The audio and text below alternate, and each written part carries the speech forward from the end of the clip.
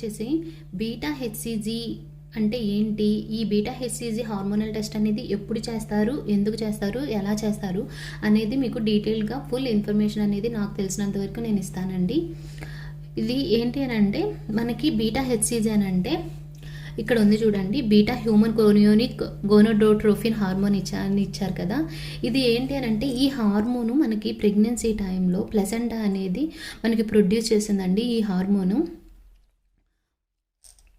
Hormone మనకి చాలా ముఖ్యమండి. మనకి ప్రెగ్నెన్సీ టైంలో ఈ హార్మోన్ అనేది మనకి ఫస్ట్ ట్రైమెస్టర్లో చాలా వరకు కూడా మనకి ఫస్ట్ ట్రైమెస్టర్ ఎండ్ అయ్యే వరకు పీక్ స్టేజ్లోకి వెళ్తుందనమాట ఈ హార్మోన్ లెవెల్స్ అనేది. దీన్ని బట్టి మనము బీటా హెచ్సిజీ హార్మోనల్ టెస్ట్ని బట్టి మనకి బేబీ ఎన్ని వీక్స్ ఉంది, అలాగే ప్రెగ్నెన్సీ అనేది సేఫ్గా ఉందా అనేది కూడా మనము దీంట్లో తెలుసుకోవచ్చు అనమాట. ఇది ఎందుకు చేస్తారు అని అంటే బీటా హెచ్సిజీ టెస్ట్ అనేది ఎందుకు చేస్తారు అంటే ఒకవేళ ఇర్రెగ్యులర్ పీరియడ్స్ ఉన్న వాళ్ళకి కానీ, అంటే సస్పెక్టెడ్ ప్రెగ్నెన్సీయా కాదా అన్న సస్పెక్టెడ్గా ఉంటారు కదా, అటువంటి వారి కోసం, అంటే ఇర్రెగ్యులర్ పీరియడ్స్ పీసీఓడి ఉన్న వాళ్ళకి ఎప్పుడు కన్సెప్షన్ జరిగింది అనేది తెలుసుకోవడానికి, ఇన్ని వీక్స్ ఉంది బేబీ అని తెలుసుకోవడానికి మనకి ఈ బీటా హెచ్సిజీ హార్మోనల్ టెస్ట్ అనేది చేస్తారనమాట. ఈ బీటా హెచ్సిజీ హార్మోనల్ టెస్ట్ అనేది మనకి బ్లడ్ శాంపిల్ ద్వారా తీసుకుంటారండి. స్మాల్ ట్యూబ్ ద్వారా బ్లడ్ శాంపిల్ తీసుకుంటారు. ఇది మనకి హాస్పిటల్లో ల్యాబొరేటరీ ఫెసిలిటీ కనుక ఉంటే కొన్ని అవర్స్లోనే మనకి ఇచ్చేస్తారు. లేకపోతే కనుక రిజల్ట్స్ రావడానికి ఒక 2 to 3 days అనేది టైం పడుతుంది. ఓకేనా ఫ్రెండ్స్, ఇది చూడండి. నాకు డేట్ ఈ సెరమ్ అనేది మనకి బ్లడ్ శాంపిల్ ద్వారా సెరమ్ అనేది కలెక్ట్ చేసుకుంటారు కదా. ఇక్కడ చూడండి కలెక్షన్ డేట్ ఇచ్చారు చూడండి, 30/11/2020కి కలెక్షన్ డేట్ అనమాట. వాళ్ళు మనకి రిసీవ్ చేసుకుంది, ల్యాబ్లో రిసీవ్ చేసుకుంది, ఫస్ట్ రిసీవ్ చేసుకున్నారు. అలాగే మనకి డేట్ ఆఫ్ రిపోర్ట్ వచ్చేసి ఫస్ట్నే వచ్చిందనమాట. 4కి టైమింగ్స్తో ఇచ్చారు. ఇక్కడ మాకు హాస్పిటల్లో ల్యాబొరేటరీ ఫెసిలిటీ ఉంది కానీ ఆ ఎక్విప్మెంట్ లేదు కాబట్టి మనకి ఒక 2 to 3 days టైం అనేది పడుతుంది. చూసారు కదా, 30th ఇచ్చాను బ్లడ్ శాంపిల్ అనేది, మనకి ఫస్ట్ రిజల్ట్ అనేది వచ్చింది. ఇది ఎలా చూసుకోవాలి మనకి అని అంటే చూడండి, ఇక్కడ ఇచ్చారు చూడండి, బీటా హెచ్సిజీ పారామీటర్స్ అనేది బీటా హెచ్సిజీ.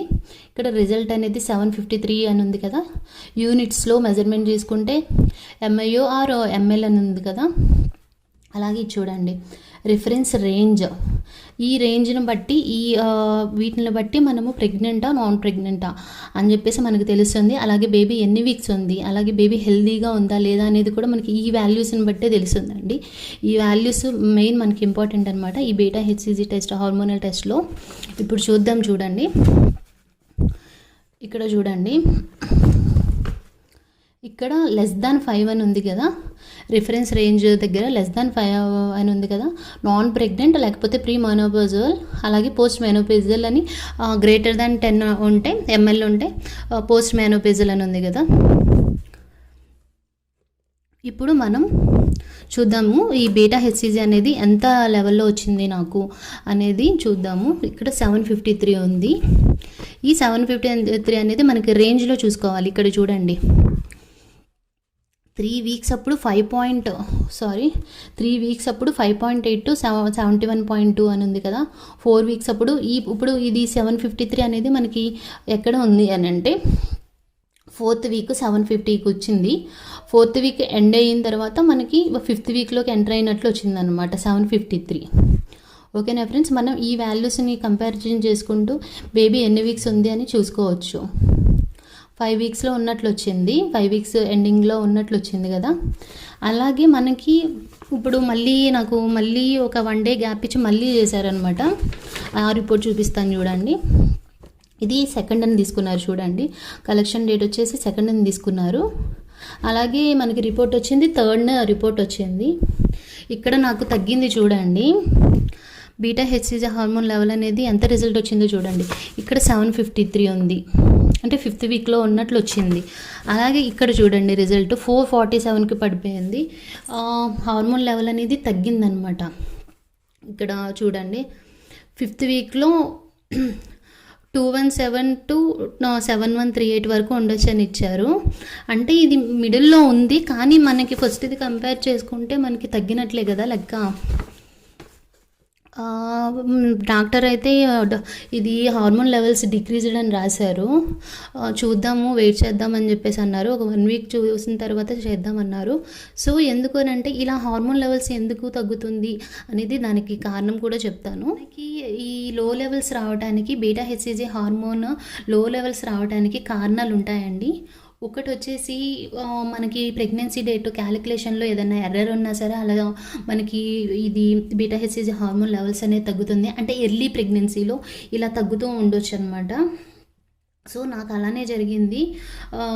అలాగే మిస్క్యారేజ్ అయినప్పుడు అట్లా జరుగుతుంది. ఇదేంటి లెవెల్స్ అనేది తగ్గుతాయి.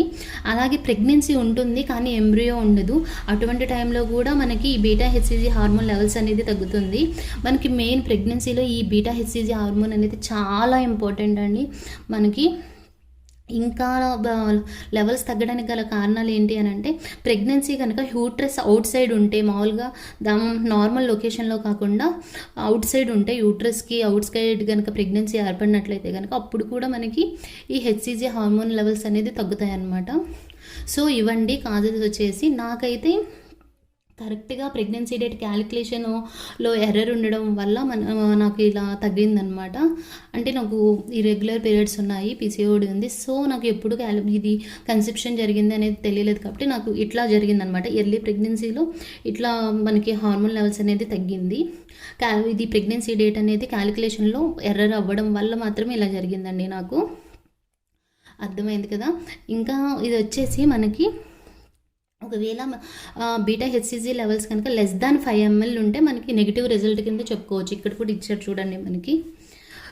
నాన్ ప్రెగ్నెంట్ అయితే <5 అని, అలాగే ప్రీ మెనోపాజల్ అంటే <5 ఉన్నప్పుడు మనకి ఇట్లా చూపిస్తుంది అనమాట బీటా హెచ్సిజీ హార్మోన్ అనేది.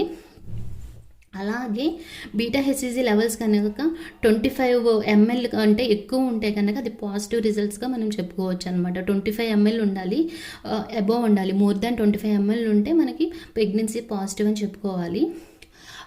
అలాగే ఇదేంటి అని అంటే ఈ బీటా హెచ్సిజీ హార్మోన్ అనేది మనకి ఇంక్రీజ్ అవుతూనే ఉంటుందండి. మనకి ఫస్ట్ ట్రైమిస్టర్ ఎండ్ అయ్యేటప్పటికి పీక్స్ స్టేజ్లోకి వెళ్తుంది అనమాట. ఈ హార్మోన్ లెవెల్స్ అనేది చాలా ర్యాపిడ్గా గ్రోత్ అనేది ఉంటుంది హార్మోన్కి. అలానే ఉండాలి. ఓకేనా ఫ్రెండ్స్. ఇంకా ఈ బీటా హెచ్సిజీ హార్మోనల్ టెస్ట్ గురించి ఏమన్నా మీకు డౌట్స్ ఏమన్నా ఉంటే నాకు కమెంట్ సెక్షన్లో అడగండి. నాకు తెలిసింది మీకు షేర్ చేస్తాను. దీని కాస్ట్ మాకు ఇక్కడ ఎంత తీసుకున్నారు అంటే 1000 తీసుకున్నారండి. ఇక్కడ ల్యాబొరేటరీలో ఫెసిలిటీ లేదని చెప్పేసి మాకు 2 days టైం పట్టింది. రిపోర్ట్లో చూసారు కదా మీరు. ఓకేనా ఫ్రెండ్స్. మనకి ఈ లెవెల్స్ అనేది ఈ బీటా హెచ్సిజీ హార్మోన్ లెవెల్స్ అనేది 2 daysకి ఒకసారి డబుల్ అవుతాయండి. అలా డబుల్ అవ్వాలన్నమాట. అప్పుడే ప్రెగ్నెన్సీ అనేది హెల్దీగా ఉన్నట్లు. మనకి 2 days ఒక 1 day గ్యాప్లోనే నాకు ఇక్కడ చూడండి ఫస్ట్ ఏమో 30th చేశారు. కదా. దాని తర్వాత మళ్ళీ సెకండ్ చేశారు. అంటే 2 daysకి మనకి ఈ లెవెల్స్ అనేది డబుల్ అవుతాయంట. కానీ నాకు తగ్గింది కదా ఫస్ట్లో దానికి తగ్గింది కదా. ఎందుకనంటే మనకి ప్రెగ్నెన్సీ క్యాలిక్యులేషన్ డేట్లో ఎర్రర్ ఉండడం వల్ల నాకు ఈ హార్మోన్ లెవెల్ అనేది తగ్గింది. ఓకేనా ఫ్రెండ్స్. మనకి దీని ద్వారా ఈ బీటా హెచ్సిజీ హార్మోనల్ టెస్ట్ ద్వారా మనకి ఏంటి అని అంటే ఎన్ని వీక్స్ ఉంది బేబీ, అలాగే ప్రెగ్నెంటా కాదా అని సస్పెక్ట్ అయినప్పుడు, అలాగే ఇర్రెగ్యులర్ పీరియడ్స్ ఉన్న వాళ్ళకి ఈ బీటా హెచ్సిజీ హార్మోనల్ టెస్ట్ అనేది మనకి బ్లడ్ శాంపిల్ ద్వారా తీసుకుని మనకి చేస్తారనమాట. హెల్దీగా ఉందా ప్రెగ్నెన్సీ అనేది కూడా మనకి దీంట్లో తెలిసిపోతుంది అనమాట. ఈ లెవెల్స్ అనేది మనకి డబుల్ అవుతూ ఉంటాయి. 2 daysకి ఒకసారి మనకి చెక్ చేసుకుంటే డబుల్ అవుతూ ఉండాలి, అవ్వాలి కూడా అనమాట. ఓకేనా ఫ్రెండ్స్. ఇదే అండి. ఇంకా దీని గురించి చెప్పాలంటే ఇంకా ఇక్కడ ఏమి ఇచ్చారు, ఇక్కడ ఇచ్చారు చూడండి. HCG is a protein hormone which is normally produced by the placenta during pregnancy. ఈ హార్మోన్ నార్మల్గా ప్రొడ్యూస్ చేస్తుంది ప్రెగ్నెన్సీ టైంలో ప్లెజెంటా అనేది అని చెప్పేసి ఇచ్చారు. మనకి after conception the conception concentration increase rapidly to reach. చెప్పాను కదా మనం కన్సెప్షన్ జరిగిన తర్వాత మనకి ప్రెగ్నెన్సీ కన్ఫర్మ్ అయిన తర్వాత ఈ హెచ్సిజీ హార్మోన్ అనేది ఫస్ట్ ట్రైమిస్టర్ ఎండ్ అయ్యేటప్పటికి పీక్ స్టేజ్కి వెళ్తుంది అని ఇచ్చారు. చూడండి, ర్యాపిడ్గా చాలా గ్రోత్ ఉంటుంది, ఇంక్రీజ్ అవుతుందని ఇచ్చారు. అలాగే high concentrations are observed throughout the pregnancy. మొత్తం ప్రెగ్నెన్సీలో కూడా మనము ఈ బీటా హెచ్సిజీ హార్మోన్ అనేది మనకి కనిపిస్తూ ఉంటుంది. అలాగే ఆఫ్టర్ డెలివరీ మనకి ఈ లెవెల్స్ అనేది చాలా ఫాస్ట్గా తగ్గిపోతాయి అని చెప్పేసి ఇచ్చారు. Fall rapidly and become undetectable after a few days. కొన్ని డేస్ తర్వాత అసలు ఈ హార్మోన్ని మనం డిటెక్ట్ అనేది చేయలేమన్నమాట డెలివరీ తర్వాత. ఇవంతా కూడా దీని గురించేనండి. ఇప్పుడు నేను చెప్పాను కదా, దీని గురించే ఇచ్చారు. మనకి మెయిన్గా ఏంటి అని అంటే ఈ వాల్యూస్ ఇంపార్టెంట్. మనకి ఇన్ని వీక్స్ ఉంది బేబీ అనేది వస్తుంది, అలాగే మనకి ప్రెగ్నెన్సీ సేఫ్గా ఉందా లేదా అనేది కూడా మనకి ఈ రిపోర్ట్లో ఇచ్చేస్తారండి. ఓకేనా ఫ్రెండ్స్, ఇంకా ఏమైనా డౌట్స్ ఏమైనా ఉంటే కనుక నాకు కమెంట్ సెక్షన్లో అడగండి. నాకు తెలిసినంత వరకు నేను షేర్ చేస్తాను మీకు. ఈ వీడియో కనుక నచ్చినట్లయితే లైక్ చేయండి, అలాగే షేర్ చేయండి, అలాగే సబ్స్క్రైబ్ చేయడం మాత్రం మర్చిపోకండి friends. Thank you for watching.